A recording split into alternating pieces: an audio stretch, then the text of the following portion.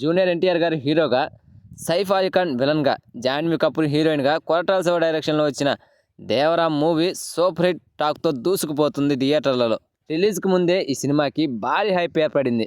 So భారీ హైప్తో ఈ దేవరా సినిమా సెప్టెంబర్ 27న రిలీజ్ అవ్వడం, ఫస్ట్ డే ఫస్ట్ షోకే పాజిటివ్ టాక్ రావడం, ఇక మొదటి రోజు నుండి ఇప్పటి వరకు కూడా ఈ సినిమాకి కలెక్షన్ల వర్షం కురుస్తూనే ఉంది.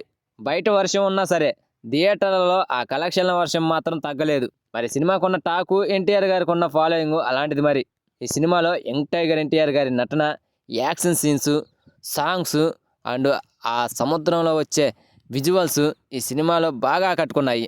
Interval twist and climax twist mind blowing అని చెప్పాలి.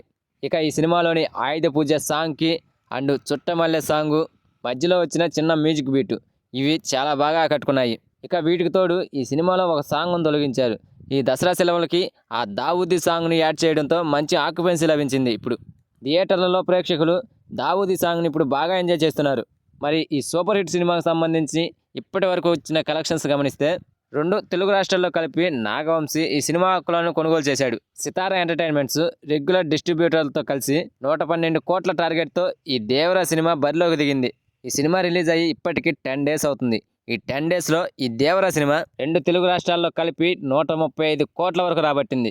మొత్తంగా దేవరాని కొనుగోలు చేసిన ప్రతి ఒక్క ప్రొడ్యూసర్స్ కూడా లాభాలే వచ్చాయి. అటు హిందీలో కూడా దేవరా సినిమా మంచి లాభాలతో దూసుకుపోతుంది.